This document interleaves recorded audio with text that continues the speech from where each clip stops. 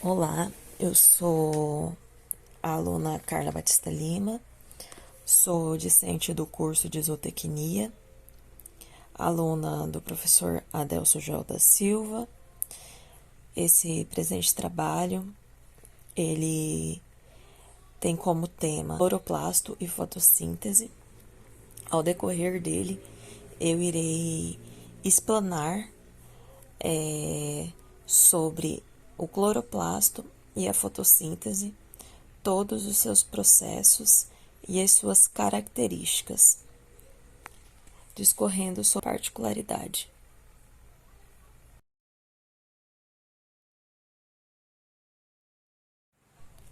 A origem dos cloroplastos. Existe a teoria endossimbiótica, que se popularizou em 1981, onde ela diz que tanto as mitocôndrias quanto os plastídeos, como os cloroplastos, eles se originaram a partir de pequenos organismos procariontes que passaram a viver dentro de outros organismos maiores, em uma relação de simbiose. Essa teoria foi criada por Lynn Margulis. Na teoria dela, onde existe uma relação de simbiose, a relação de simbiose ela é dominada quando um simbionte vive dentro de outro maior, o hospedeiro, em uma reação de mutualismo onde ambos se beneficiam. Nessa teoria, acredita-se que os anaeróbios tenham englobado os organismos aeróbios que utilizavam o oxigênio de forma bastante vantajosa.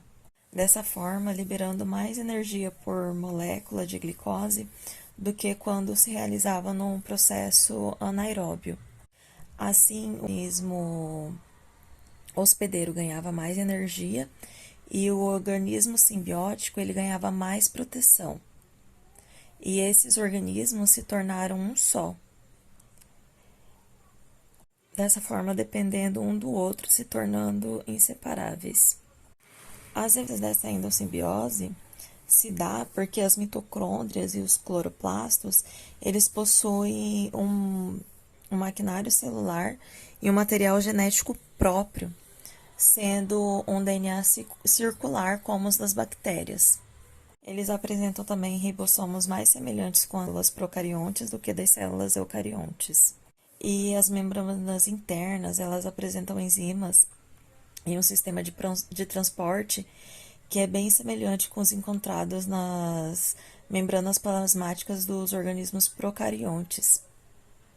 E o processo de divisão dessas panelas também são semelhantes com o processo de produção das bactérias, fazendo com que todas essas características faz com que a teoria da endossimbiose seja uma teoria muito possível e viável. E logo mais, ao longo da minha apresentação, eu estarei falando mais detalhadamente sobre os plastídeos, sobre os cloroplastos, sobre o processo de fotossíntese.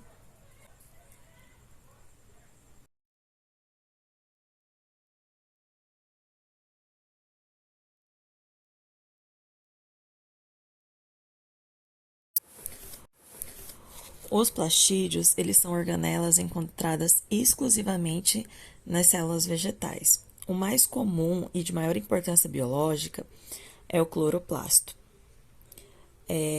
que juntamente com as mitocôndrias, eles constituem toda a engrenagem biológica que é encarregada de realizar toda a transformação energética que é necessária para manter a função das células da planta.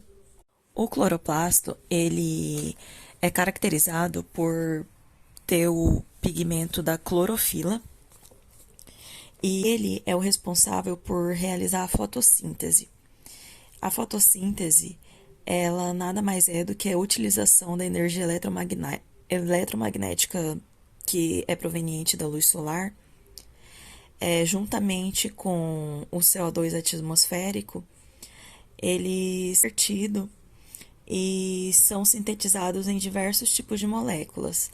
Algumas dessas moléculas são responsáveis para a manutenção da planta, no caso, serve como alimento para a planta, e também serve como alimento para os herbívoros.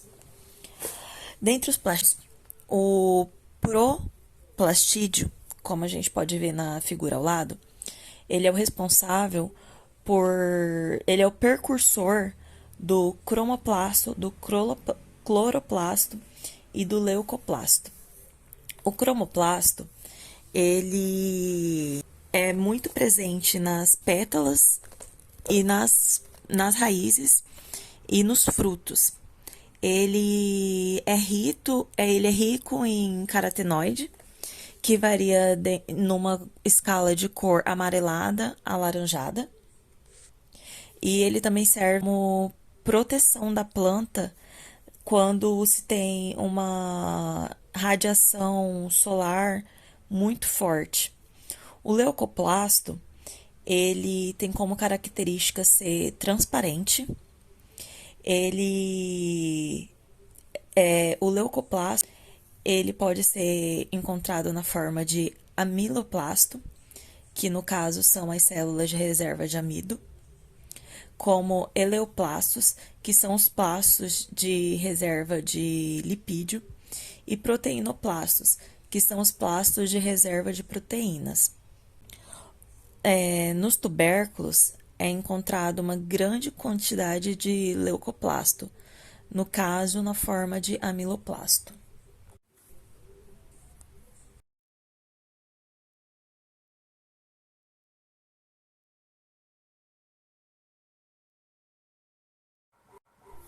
Como a gente pode observar nessa célula vegetal, as organelas que a gente encontra em maior quantidade são os cloroplastos e a mitocôndria, que são os constituintes da engrenagem bioquímica que é encarregada de a transformação energética que é necessária para manter a energia da célula.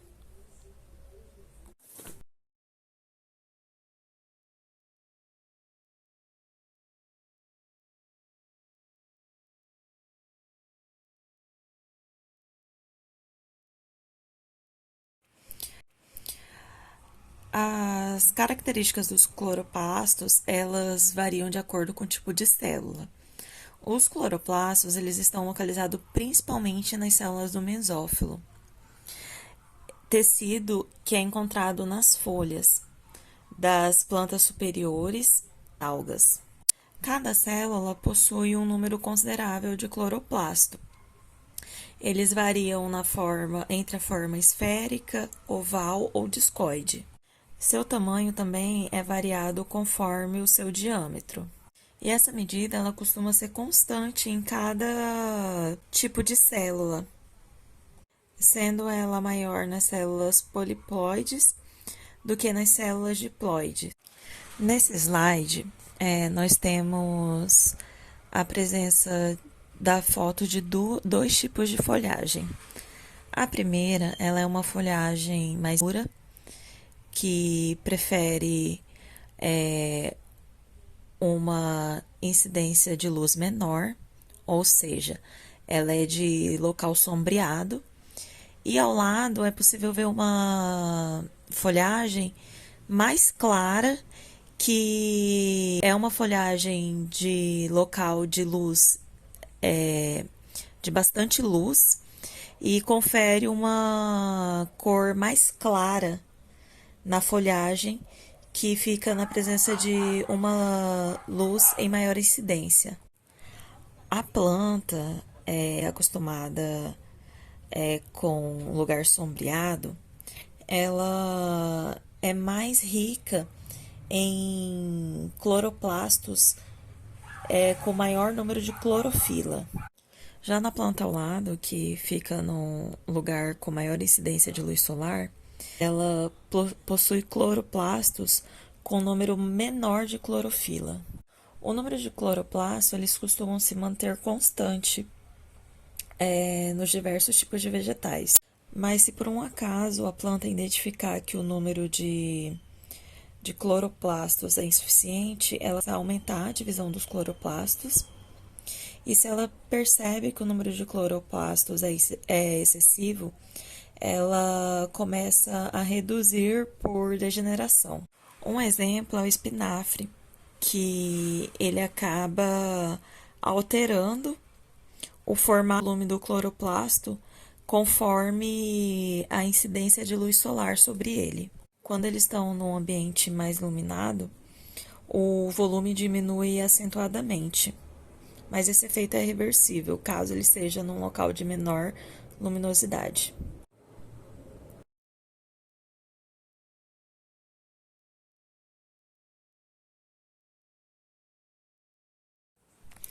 Nesse slide é possível observar as estruturas do cloroplasto, que ele é composto pelo envoltório, pelo estroma e pelo tilacoide. O envoltório, ele apresenta duas membranas, uma e uma externa, por meio onde ocorre o intercâmbio entre as moléculas com citosol. No cloroplasto maduro, diferente do seu precursor, não é observada a continuidade entre a membrana interna e os tilacoides.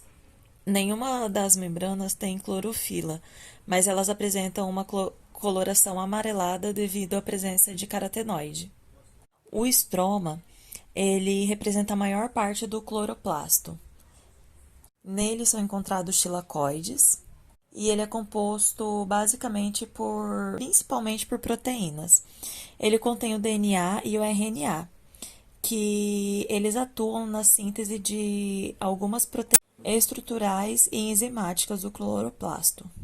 É no estroma que ocorre a fixação do CO2, é onde ocorre a produção de carboidratos e também a produção de alguns ácidos graxos e proteínas. Os tilacoides, eles são vesículas.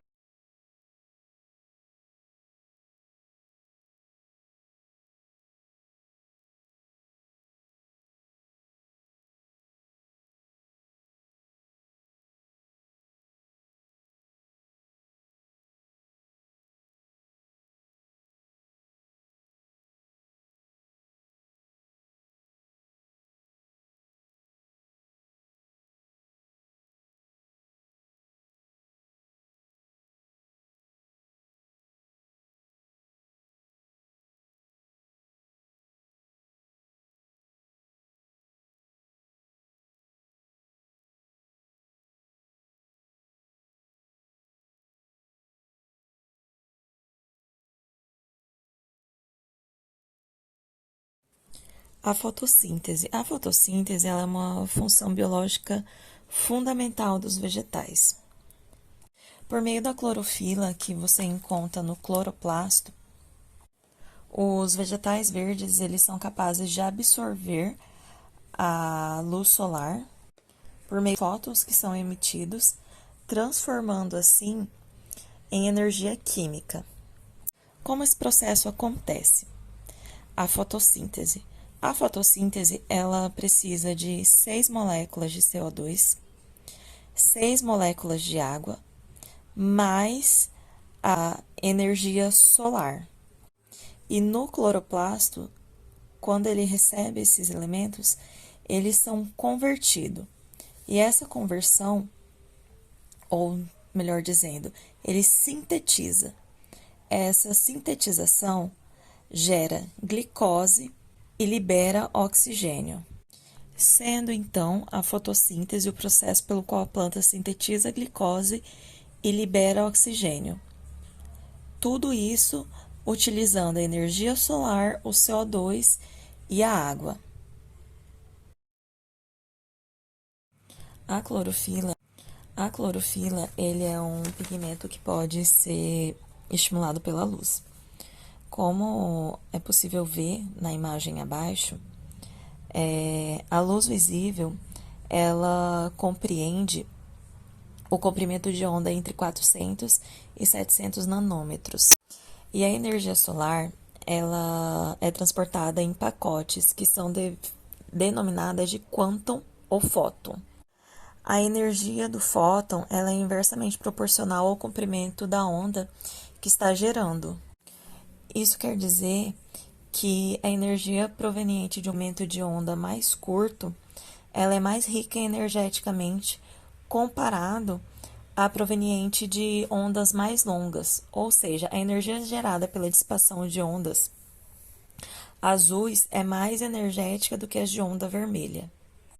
As clorofilas, elas absorvem a radiação principalmente na faixa entre 400 e 700 nanômetro, sendo que esse pico de absorção ele acontece entre 450 e 650 nanômetros. Existe uma pequena fração da energia que também é absorvida pelos carotenos, mas como eles são fotossintetizantes inativos, eles pegam e transmitem essa energia para as clorofilas.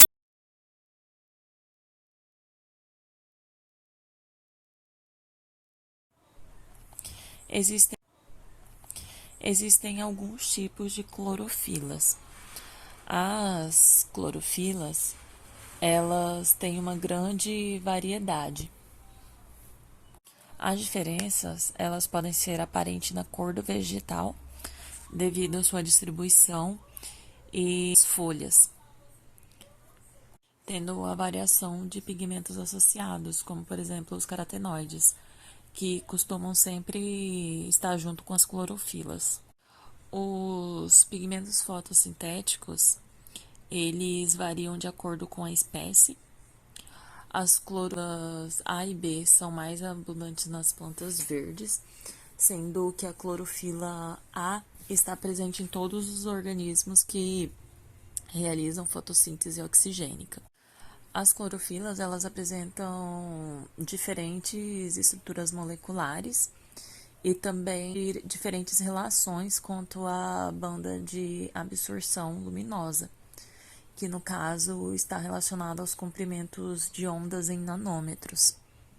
Na tabela abaixo, a gente pode observar as principais clorofilas, né?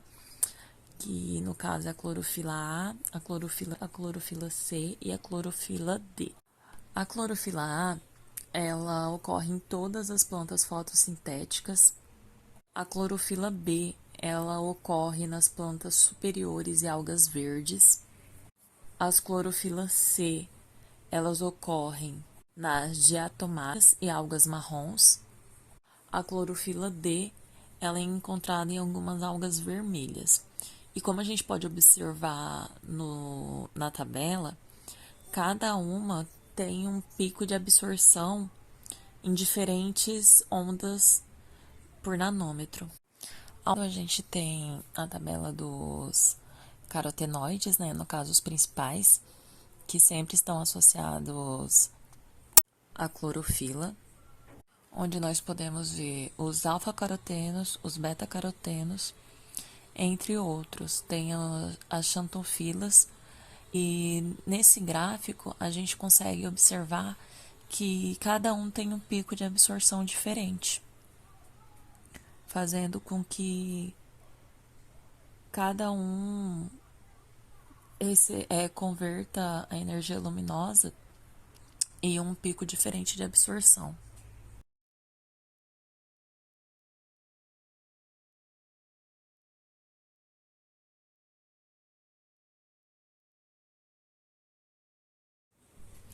Os complexos moleculares responsáveis pela reação fotoquímica, eles são realizados na membrana do tilacoide. Nessa imagem, a gente tem a membrana do tilacoide, onde conseguimos enxergar o estroma, que é a parte central do cloroplasto, onde a gente consegue observar o fotossistema 2, o fotossistema 1, o complexo BF, transportador de elétron, e o ATP sintase, que é uma proteína transmembrana que faz síntese de ATP. Dentro do lúmen do tilacoide, a água sofre o que chamamos de fotólise. A água ela é quebrada e ela libera oxigênio e prótons, mais os elétrons que são do fotossistema 2. Então, quando a luz ela incide sobre a superfície foliar, ela excita os elétrons do fotossistema 2, que é um pigmento antena que percebe o comprimento de luz que está chegando. Então, quando os elétrons são excitados, eles são energizados e são transportados do fotossistema 2 para o fotossistema 1 através da platoquinona e do BF. Quando o elétron chega no fotossistema 1, ele é doado para o NADP+, que é uma molécula oxidada, que é reduzida e forma o NADPH, que por sua vez é uma molécula que armazena elétrons. E a segunda molécula que é formada é o ATP. Quando o elétron é transportado de um fotossistema para o outro, ocorre o bombeamento de prótons da região do estroma para dentro do lúmen do tilacoide. E esses prótons, eles se somam aos prótons que são liberados na fotólise da água. Dessa forma, eles retornam para o estroma através do ATP sintase. Quando eles passam por dentro do ATP sintase, essa enzima começa a funcionar. Quando ela funciona, ela combina um ADP, um fosfato inorgânico e forma um ATP. Dessa forma, é formado um NADH e um ATP, que por sua vez é utilizado na segunda etapa da fotossíntese, para poder formar o carboidrato.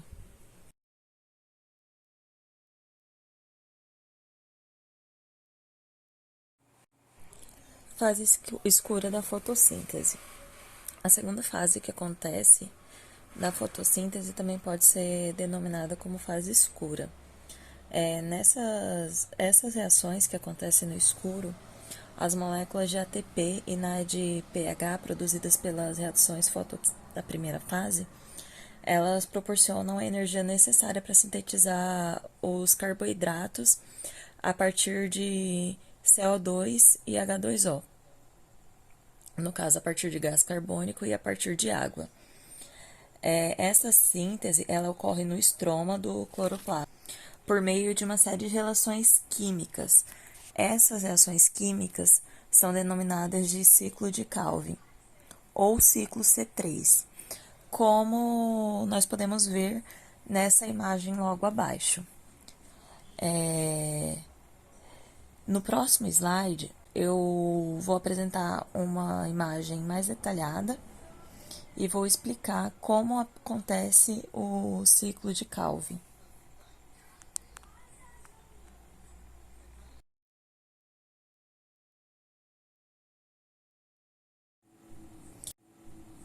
Agora eu vou falar sobre a segunda etapa da fotossíntese. Etapa essa que acontece no estroma. Esse segundo ciclo, ele precisa de gás carbônico e da água para que ele possa ter o seu início. O carbono ele é fixado pela ribolose 1,5 bisfosfato. Essa fixação ela acontece por intermédio da enzima rubisco.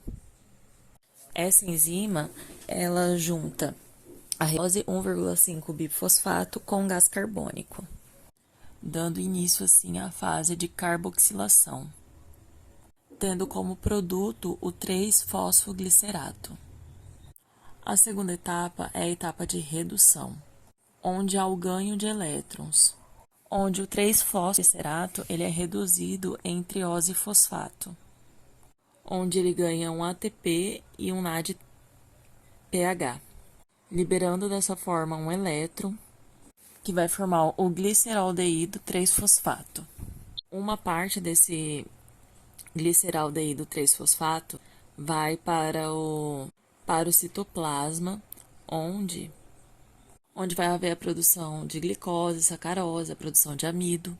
outra parte vai para a terceira etapa, que é a regeneração da ribulose 1,5 bifosfato.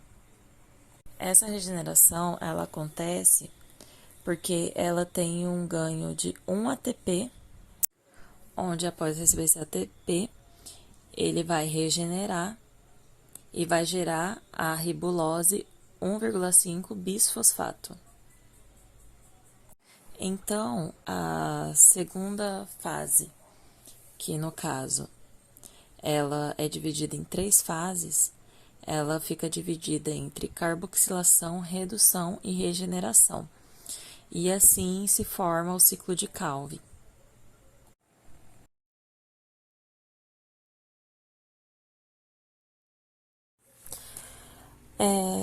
A conclusão desse trabalho. As células vegetais, elas têm organelas que são denominadas plastídeos, e essas células, elas são encontradas apenas nas plantas, elas não existem nos animais. A característica do cloroplasto, ele varia de acordo com o tipo de célula, e, na verdade, o cloroplasto, ele faz parte dos plastos, e os plastos, eles têm uma grande variedade, e a clorofila, ele é o pigmento que está contido no cloroplasto, e a clorofila, ela tem como principal função o estímulo da luz. Ela é estimulada pela luz e dessa forma inicia o processo de fotossíntese. As clorofilas, elas são de vários tipos, assim como os carotenoides. As clorofilas, elas geralmente funcionam junto com os carotenoides. As clorofilas têm como características a cor esverdeada, e os carotenoides, eles ficam entre o amarelo e o laranjado. A fotossíntese, como foi visto, ela tem 2 fases, que é a fase clara e escura. Na fase clara, você tem a liberação de oxigênio e a produção de glicose.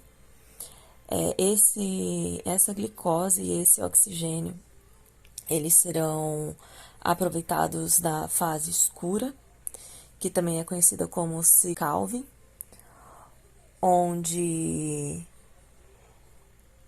a partir desse ciclo, uma parte será usada para o ciclo e a outra parte será usada para a produção de glicose. E esse trabalho foi possível percorrer todo esse caminho que dá início à fotossíntese, que é uma coisa de extrema importância, pois só a partir da fotossíntese as plantas conseguem produzir o seu próprio alimento, sendo assim seres autótrofos, e a partir dessa energia que é produzida da fotossíntese, essa energia é passada para a planta, e quando o animal consome a planta, ele consome essa energia que ficou armazenada na planta, e essa energia vai seguindo um ciclo. Tudo graças à fotossíntese, graças aos plasmídeos, graças à clorofila. Eu quero, desde já, agradecer ao professor Adelso, que nos ministrar essa matéria de biologia celular, que foi de grande proveito. Muito obrigado e até mais.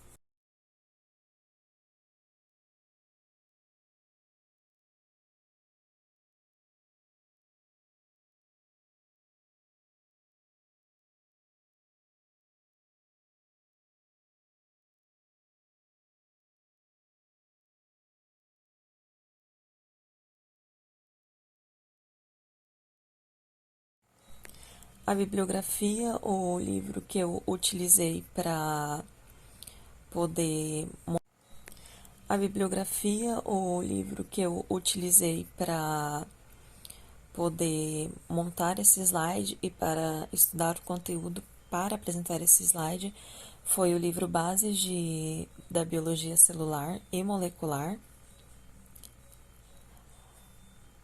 E também utilizei algumas imagens